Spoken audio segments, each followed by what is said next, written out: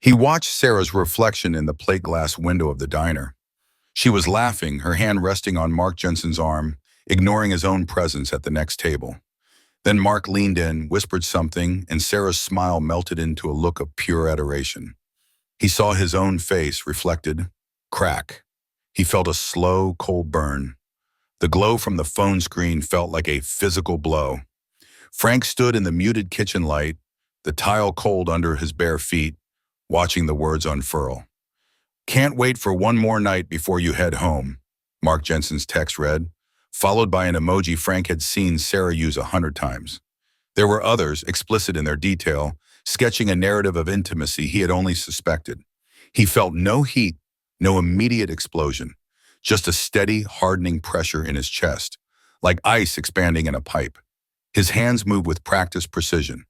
A fireman learns to manage adrenaline, to compartmentalize. He tapped the screen, taking screenshots, each click a silent hammer blow. He didn't rush. He scrolled back, captured the entire thread, then closed the application, placing the phone back on the charging pad exactly as he'd found it. Sarah was flying home from the San Francisco assignment in 3 days. That gave him time. Time to think, time to prepare. He walked to the living room, settling into his worn leather armchair, the house silent around him. 12 years. He thought about their first meeting at the old textile warehouse fire downtown, the way she'd moved through the smoke with her camera, an improbable, fearless grace. He remembered pulling her out of the path of a collapsing wall, her eyes wide, then steadying on his. He had known then, and for 10 years it had been good, solid. They'd built this house piece by piece, brick by brick, a life together. The shift had been almost imperceptible at first. 2 years ago, when the National Geographic contract came through, Sarah had floated into the kitchen that evening, her eyes bright, holding the thick envelope. "This changes everything, Frank," she'd said, and he'd believed her. He had seen the excitement, the promise of new adventures. He hadn't seen the fracture lines forming beneath the surface. Her trips grew longer, stretching from weeks to months. He'd told himself it was her career, her passion. He had encouraged it, but a slow, persistent unease had begun to settle over him. He'd noticed the way her voice sounded different on the phone sometimes, a certain lightness, a hurried quality when he asked about her day. He'd watched her unpack, searching for some detail, some tell, but she was always careful. He learned to observe, to catalog small discrepancies. The slight flush on her cheeks when she talked about the creative energy of the San Francisco team. The way her eyes would drift, glittering with an intensity he hadn't seen directed at him in a while. Mark Jensen's name started appearing in conversations, casually at first. "Mark said something interesting about light today. Mark's editing style is so sharp." Then the calls began, discreetly taken in the spare bedroom or on the patio, her voice hushed. He remembered one night a few months back, she'd been on the phone for an hour.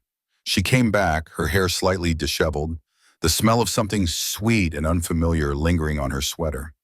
She'd explained it away as a late-night editing session, but the lie felt heavy in the air between them. He hadn't pressed it. He hadn't needed to. He saw the shift in her body language, the way she moved around him, like a cat always just out of reach. Then came the 2 a.m. notification, a vibration against the nightstand that had shaken him awake. He watched the glowing screen over her sleeping shoulder.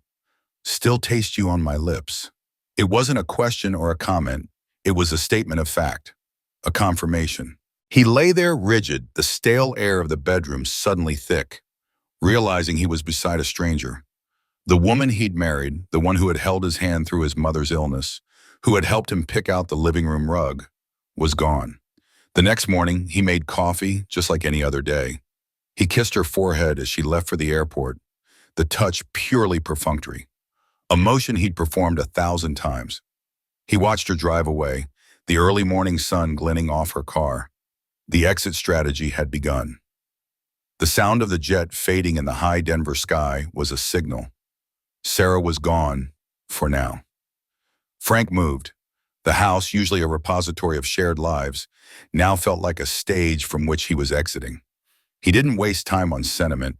His movements were deliberate, practiced, like stripping down a piece of equipment after a long shift.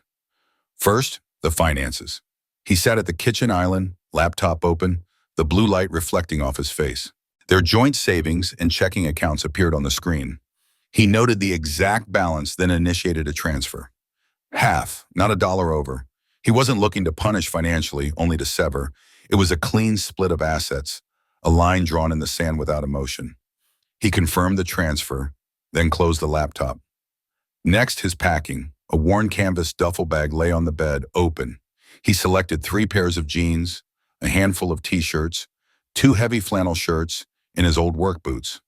A small shaving kit, his phone, which he planned to discard, and the burner phone he'd bought weeks ago. No photos, no keepsakes, nothing that tied him to the past. Everything else stayed. The furniture, the books, the framed pictures on the wall. They were hers now, or what remained of their shared existence. They no longer belonged to him. He picked up his work phone. Chief Miller answered on the 3rd ring. "Frank here, Chief. I'm calling to tender my resignation, effective immediately." He heard the surprised intake of breath on the other end. "Personal emergency, sir. I won't be able to elaborate." There was a pause, then the chief's gruff voice tinged with a concern. "Frank, you all right? Anything I can do?" "No, Chief. I just need to go." He didn't wait for a reply. Hanging up the phone, it was done. 12 years of service ended with a 6-second call.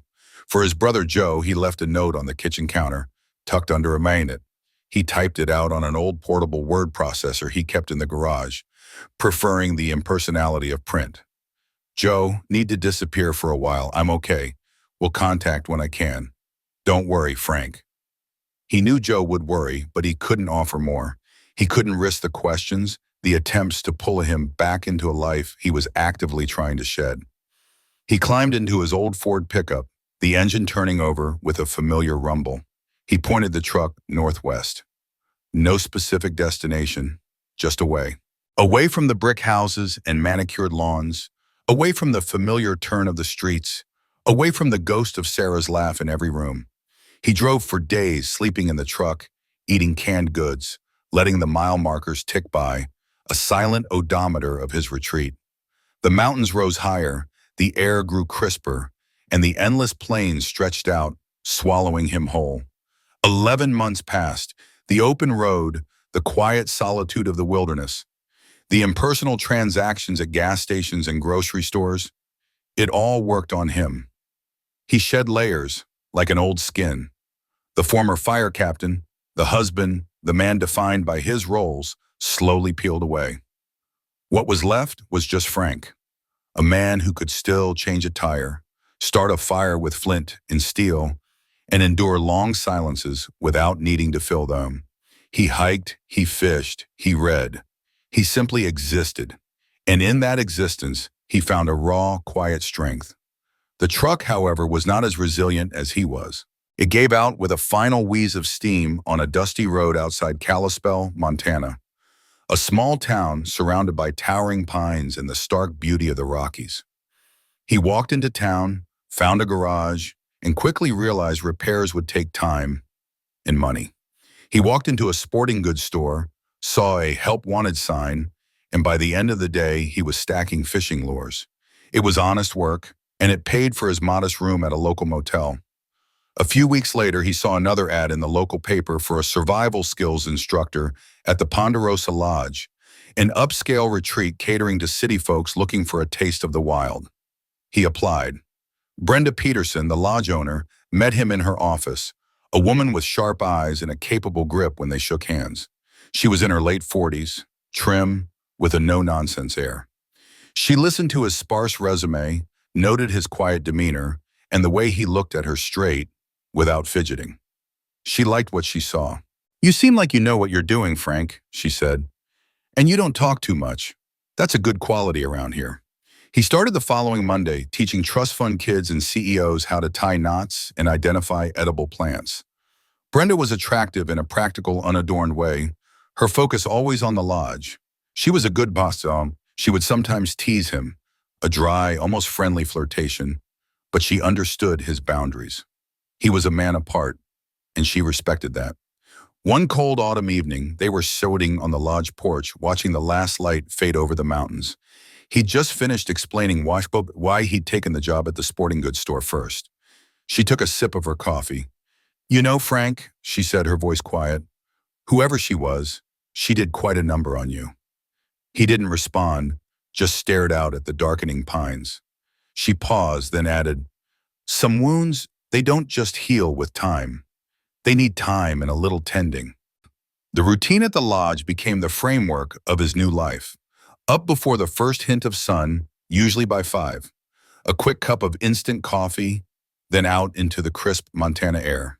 There was always something to do: chopping wood, clearing trails, checking equipment, or leading the morning survival basics class. He worked until his muscles ached, until the exhaustion was a dull, welcome throb. Social interaction was minimal, confined to polite answers to tourist questions or brief exchanges with Brenda. It was efficient, solitary, and exactly what he needed. He let his beard grow out, thick and dark, covering the familiar lines of his jaw. The soft edges of city life, the slight paunch that had come with years of desk duty as a captain, were replaced by a leaner, harder frame. His hands, once capable, were now calloused, perpetually ingrained with dirt and the resin of pine. He looked in the mirror some mornings and didn't immediately recognize the stranger staring back. It was a good feeling, a shedding. He started keeping a journal, a cheap spiral-bound notebook he'd picked up in Kalispell. Not for eloquent prose, but for a different kind of work. To process. To write down the thoughts that otherwise spun in his head, unanchored. He wrote about the rage, but it wasn't a hot, destructive rage. It was cold, precise. A calculating fury that sought strategic removal, not emotional destruction. He didn't want to break things. He wanted to unmake them. To sever the ties with such clean force that nothing could ever bind them again. He wrote about the messages, the betrayal, the quiet way she had systematically dismantled their life, brick by brick. He wrote about his own silence, his own careful, methodical departure. Through the act of writing, he began to understand something fundamental about his current situation and his own power. He had chosen to be absent. And in that absence, he held a leverage that no amount of argument, confrontation, or emotional outpouring could have given him. The power of not being there, of not reacting, of simply disappearing. It was a stark, almost brutal realization, but it brought with it a strange sense of control. He maintained absolute radio silence. No social media, no checking his old email. He hadn't touched a search engine to look for Sarah. He didn't want to know. Her world was no longer his. He'd bought a burner phone, a basic flip phone, for emergencies. He gave the number only to Joe with strict instructions. "This number is for life or death, Joe. No questions, no updates unless absolutely necessary. And don't give it to anyone." Joe, after a long pause, had agreed. Joe called once a month, like clockwork. The first few calls were terse, filled with Joe's frustration and concern. "Sarah's looking for you, Frank. She's called the fire department, the old neighbors. She even hired a private investigator." Frank listened, his face impassive. "She showed up at my place, Frank," Joe said during one call, his voice tight. "Crying. Said you just disappeared, no explanation." "She's playing the victim, Frank." Frank said nothing. He just let Joe talk, let the information wash over him. "You alive at least?" Joe asked, the question hanging in the mountain air.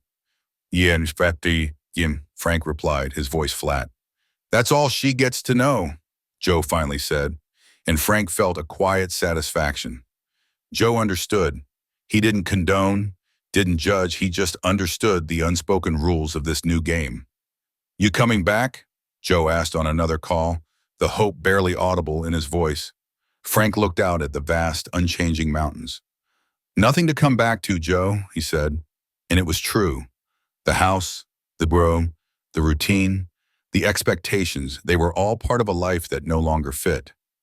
He found an unexpected peace in his new independent existence. The mountains offered a silent companionship. The physical labor purged the restless energy. The journal became a confessional, a quiet witness to his transformation. He was rebuilding, not just a life, but himself, from the ground up. He was Frank, unbound. The Ponderosa Lodge attracted a specific kind of person, moneyed, often from the coasts, looking for an authentic wilderness experience without giving up their creature comforts. They appreciated Frank's competence. He could start a fire with wet wood, track game, tie complex knots, and always kept a cool head. He didn't talk much, which they seemed to find both mysterious and reassuring. His reputation grew. The quiet one, the real deal. Female guests invariably would try. They'd ask him about his past, offer a drink at the lodge bar after hours, or make a casual comment about his eyes. He'd learn to politely deflect. A simple, no thank you, or a slight shake of the head. No elaborate excuses, no explanations. They usually got the message, though sometimes a lingering look would follow him as he walked away. He wasn't being cruel, he simply had nothing to give. He recognized, with a clarity that surprised him, that this was the first time since he'd laid eyes on Sarah at that fire 12 years ago, that his path was singularly his own, uninfluenced by anyone else. He often considered the bitter irony of it all. He had thought he was a strong man, independent, capable, but in truth he had been enmeshed, defined by his roles: husband, captain, provider. It took losing everything, the marriage, the career, the home, to truly find himself, to understand what he was made of when stripped bare. It was a harsh lesson, learned in the solitude of the mountains, but it was a lesson well learned. Winter descended in a brutal, efficient manner. The first heavy snow came in early November, blanketing the peaks, then the valley floor. The tourist traffic slowed to a trickle, mostly hardcore skiers or those seeking extreme solitude. Frank's work shifted. He spent hours splitting cords of firewood, the rhythmic thud of the axe a primal drumbeat. He meticulously maintained the snowmobiles, sharpened ice augers, and led expeditions onto the frozen lake for ice fishing. The air was sharp, biting, and clean. The shortened days intensified the lodge's isolation. Long stretches of twilight, then absolute darkness broken only by the vast, indifferent stars. Some might have found it oppressive, but Frank found comfort in it. It was a silence that didn't demand explanation, a vastness that dwarfed his own troubles into manageable proportions. He continued his journal entries, the pages filling with observations about the snow, the quiet, the feeling of detachment from the world he'd left behind. The clarity he was finding was not a sudden burst of insight, but a slow, steady distillation, like maple sap boiling down to syrup. He thought often of Joe. His brother was a good man, steady, loyal. He wondered what Joe was doing, if he'd met someone, if his carpentry business was still thriving. The distance between them was not just geographical, it was also the silence he imposed, a necessary silence. He knew Joe understood, on some fundamental level, why he had to do this. The memories of Sarah, once sharp and capable of cutting him open, had begun to dull. They were still there like old scars, but the pain had faded, replaced by a kind of detached curiosity. He could recall her laugh, the way she'd pushed her hair behind her ear, without the familiar clench in his gut. His new life, built on the foundations of cold air, hard work, and quiet contemplation, was slowly, steadily replacing the old. The rhythm of the seasons, the predictable challenges of mountain living, filled the spaces where she used to be. He watched the wealthy tourists, sometimes bundled in their expensive down jackets, fumbling with their fishing rods, complaining about the cold. They seemed so far removed from the raw reality of the mountains. He felt no judgment, just a quiet observation of the stark contrast. His own existence was pared down to essentials, a lean and vital thing. And within that leanness, he felt a quiet strength growing, a resilience forged in the harsh, beautiful landscape of Montana. He was becoming less the man he was, and more the man he truly was meant to be.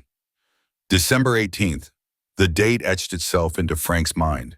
It was the day after the lodge's staff holiday gathering, a forced cheer he'd endured with the usual stoicism, nodding at Brenda's jokes, sipping weak punch. Now he was back at the front desk, the lodge quiet except for the boisterous family from Minnesota checking in. 3 kids, loud, clad in bright ski gear, their parents laughing about a lost mitten. Frank was mid-sentence explaining the breakfast schedule when the heavy front door creaked open.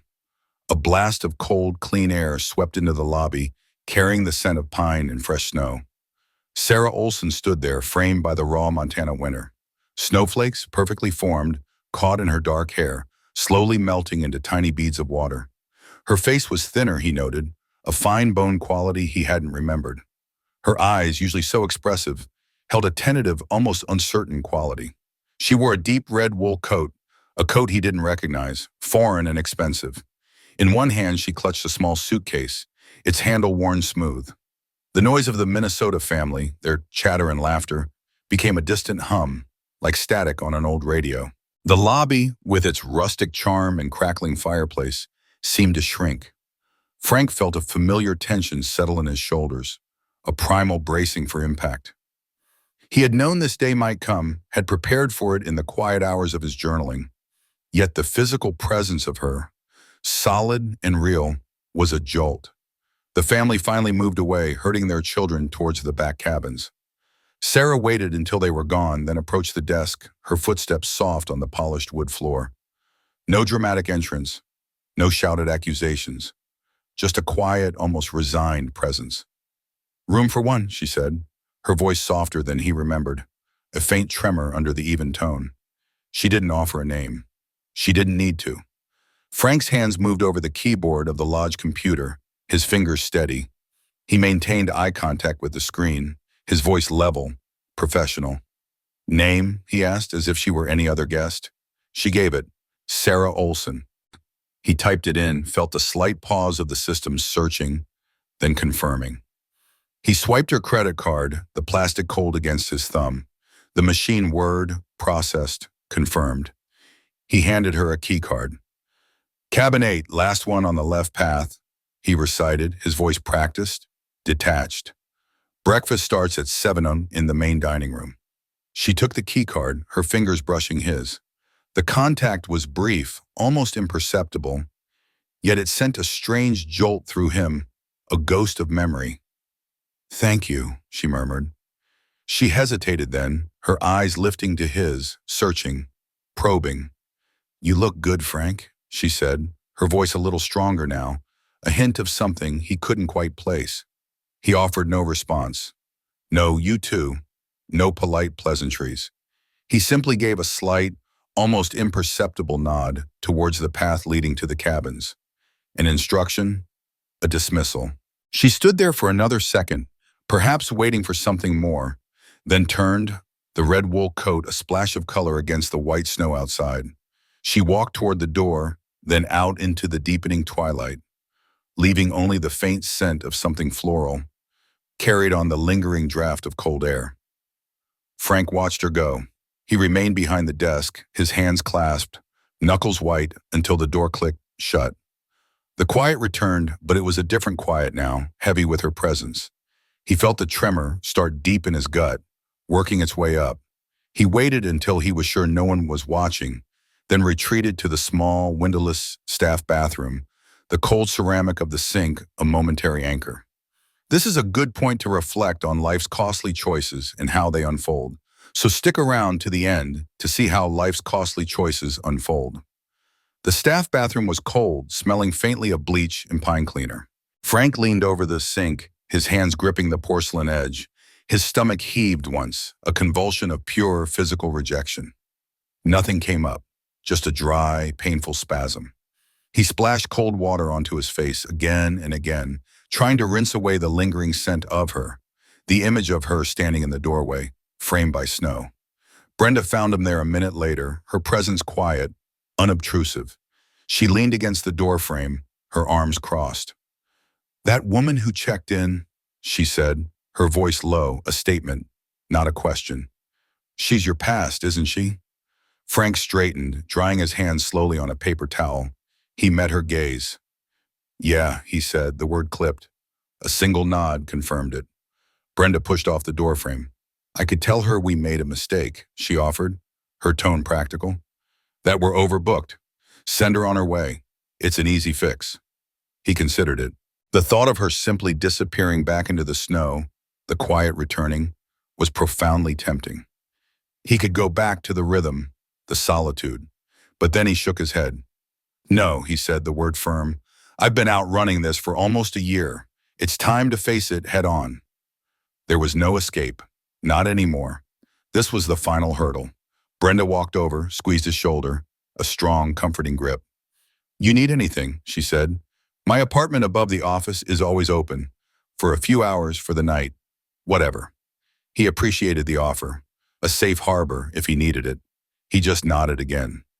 That night, sleep was a stranger. Frank lay on his cot in the small Spartan cabin, staring up at the rough-hewn ceiling. Every creak of the lodge, every gust of wind against the window pane seemed amplified. His mind raced, not with panic, but with a cold, relentless calculation. He pictured the map of the lodge grounds, measuring the distance from his cabin to cabin 8. It was the furthest one, tucked away. She had chosen it, or Brenda had. Either way, it felt symbolic. He questioned her motives. How had she found him? A private investigator, no doubt, just as Joe had mentioned. But why now? After all this time, all this silence, what could she possibly want? An apology? An explanation? A fresh start? The thought was a bitter, humorless laugh in his throat. There was no fresh start.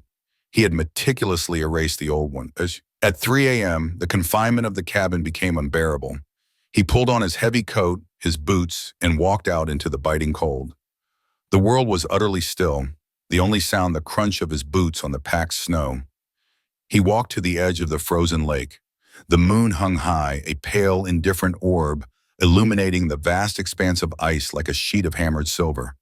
Stars blazed overhead, impossibly bright, millions of them, distant and cold. He stood there unmoving, letting the sub-zero air sting his lungs, letting the profound silence wash over him.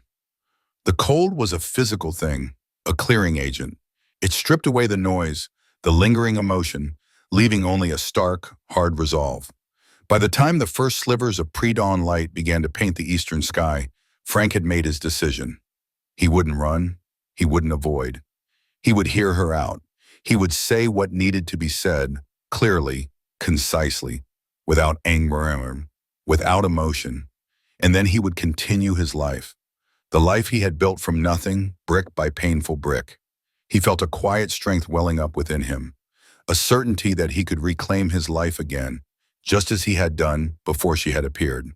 This confrontation, he knew, was the final, inescapable step, and he was ready for it. The main dining room was cold, quiet, and still dark when Frank arrived at 6:30 a.m. to start the coffee. He flicked on the lights, the fluorescent glow harsh against the rustic wood. Sarah was already there. She sat at a table near the large picture window, a ceramic mug held tight in both hands, steam curling up from its rim. She looked small, almost fragile in the large empty room. Her red coat was draped over the back of her chair. Frank walked straight to the industrial-sized coffee maker. His movements were precise, economical. He measured the grounds, filled the water reservoir, started the brew cycle. The rich aroma of coffee began to fill the air, a familiar comfort. He poured himself a mug, black, then turned to face her, his gaze steady but distant, a barrier he had meticulously constructed over the past year. "I needed to find you, Frank," Sarah said, her voice barely a whisper, a thin thread of sound in the quiet room. "Joe wouldn't tell me anything." Frank took a slow sip of his coffee. He remained silent, letting her words hang in the air between them, offering no comfort, no invitation for her to continue. He watched the steam rise from his mug. She shifted in her seat, nervous energy radiating from her. "It took a lot," she continued, her voice gaining a little strength, a desperate edge. "I hired an investigator. He tracked your truck, your old registration. It led me here. Took months." She looked around the room, then back at him. "I lost everything, Frank," she said, her voice catching, raw. "My career, Mark, he abandoned me. When it all came out, the contract was terminated. My agent dropped me." She swallowed hard. "He just disappeared, like you did." She paused, as if waiting for a reaction. But Frank's face remained impassive. He took another sip of coffee. She forged on, her words tumbling out. "I was so lonely, Frank. The travel, the pressure. You were always so strong, so steady. I felt like I was drowning. He paid attention. He made me feel seen." She tried to paint a picture of desperation, of a woman caught in forces beyond her control, a narrative of an accident, a mistake. His Midwestern stoicism was a fortress. No muscle in his face twitched. His eyes remained flat, unreadable. He had spent a year cultivating this detachment, this quiet control. He wouldn't let it crack now. He wouldn't give her the satisfaction of seeing him hurt or angry. "I didn't understand why you left," she confessed, her voice dropping again, her eyes pleading, searching his. "You just vanished, without a word." "I deserved an explanation, Frank. Don't you think I deserve that much?" He finally spoke, his voice low, level, and completely devoid of inflection. It was the same tone he used when explaining proper knot-tying techniques to a nervous tourist. "You knew, Sarah," he said. "You just chose to ignore it." The words were not shouted. They were not accusatory. They were simply facts, delivered with the cold precision of a surgeon. She flinched as if he had physically struck her. The raw truth of it, stripped bare of any emotional embellishment, hit harder than any accusation he could have screamed. Her face paled, the last vestiges of her carefully constructed narrative crumbling around her. She had come here expecting anger, tears, a fight. She had found only a wall of impenetrable calm. Sarah's flinch was a visible tremor. She looked down at her hands, still wrapped around the mug, then back at Frank, her eyes glistening. "Frank, I am so sorry," she began, her voice cracking. "I never meant to hurt you. It was a mistake. A terrible, stupid mistake. I regret it, truly. Every single day since you left, I've regretted it." Her words stumbled over each other, a desperate plea for understanding, for absolution, for anything that might bridge the chasm between them. Frank reached into the pocket of his heavy canvas work pants. He pulled out the old phone, the one he'd kept solely for this purpose, a silent witness to the end of their world. He unlocked it, navigated to the gallery, and brought up the screenshots. The explicit messages, the dates, the sender, all laid bare.